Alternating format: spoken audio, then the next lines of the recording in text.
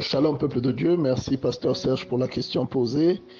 Alors, quelles sont les conditions qu'il faut remplir pour sortir de l'Égypte? Premièrement, moi, je vais appeler ça l'éligibilité. Qu'est-ce que j'entends par là? Être éligible, c'est être d'abord fils d'Abraham. Vous voyez, c'est être descendant d'Abraham. Alors ici, dans le texte, normalement, la descendance à laquelle on fait allusion, c'est la descendance par le sang et par la chair. Parce que c'est à eux que Dieu avait promis la délivrance donc de l'Égypte. Dieu l'avait déjà averti, Dieu l'avait déjà annoncé à Abraham. Vous savez, la parole de Dieu, elle a plusieurs dimensions. Et elle en a trois normalement. Et ici, la première dimension, elle est historique. C'est-à-dire que elle est historique. La deuxième dimension, elle est physique. Donc Dieu parle à Abraham et ensuite Dieu délivre les enfants d'Abraham qui sont esclaves en Égypte. La troisième dimension, elle est spirituelle. Il y a dans le livre des Hébreux, on nous démontre que, même dans le livre de Paul aux Romains, on lui demande que ne sont pas seulement les enfants d'Abraham, ceux qui sont nés, ceux qui descendent d'Abraham et qui sont ses enfants par le sang, mais sont les enfants d'Abraham légitimes, ceux qui le sont par la foi. Donc en disant cela à Abraham, Dieu faisait une prophétie sur ses enfants dans le sang, mais il faisait aussi une prophétie sur ses enfants dans la foi, c'est-à-dire les païens que nous étions autrefois. Donc nous qui avons découvert Christ, parce que Dieu s'était choisi donc ce peuple pour en faire un exemple et pour donner un enseignement universel. Voyez. Donc pour sortir de l'Égypte, il faut déjà être fils d'Abraham. Qu'est-ce que c'est fils d'Abraham au sens spirituel du terme? Au sens spirituel du terme, être fils d'Abraham, c'est avoir les œuvres d'Abraham. Jésus a dit aux disciples, si vous étiez les enfants d'Abraham, vous auriez eu ses œuvres. Parce que Abraham m'a vu en son temps et il s'en est réjoui. Et nous sommes fils d'Abraham si nous avons les œuvres d'Abraham.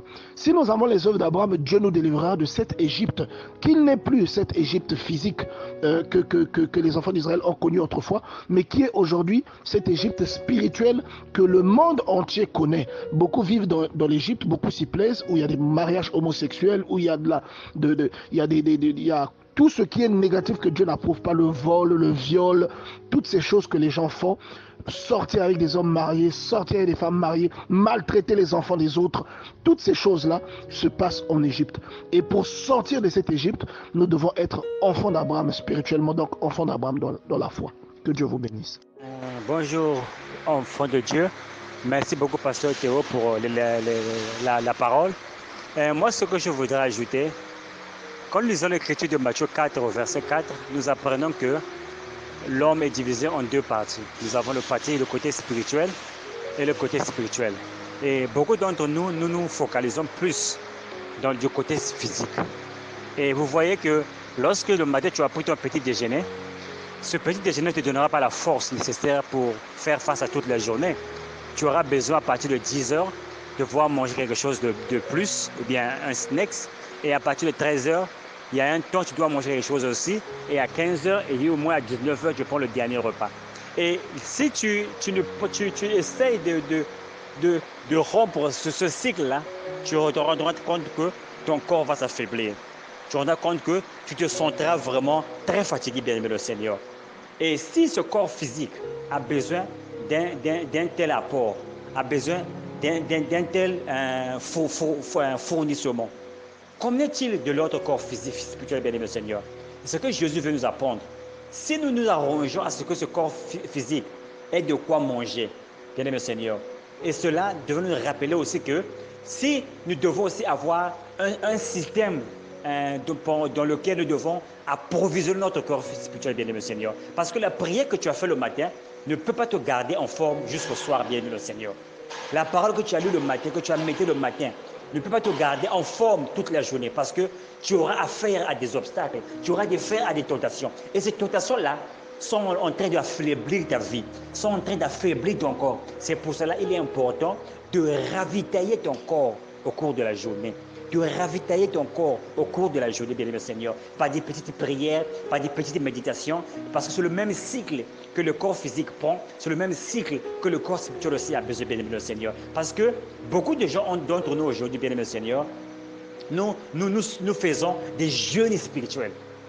C'est-à-dire, on ne mange absolument rien toute la journée spirituellement. Et cela nous affaiblit. Et lorsqu'on est devant un problème, on collapse facilement, on s'effondre facilement parce qu'on n'est pas solidement nourri. Vous voyez, bien aimé Seigneur, on n'est pas solidement nourri. Ce corps spirituel en nous a besoin de se nourrir de temps à autre. Les scientifiques disent que le corps humain a besoin de manger quelque chose après 2 heures du temps. Vous voyez, après 2 heures du temps, tu dois toujours avoir quelque chose à manger. Et si cela est prouvé du côté physique, et Jésus nous dit que l'homme ne nourrira pas seulement de pain seulement, c'est-à-dire que le côté spirituel aussi aura besoin d'un apport après 2 heures du temps, parce qu'il y aura un affaiblissement. Quand tu vois une femme nue, tu détournes ton regard, tu t'affaiblis.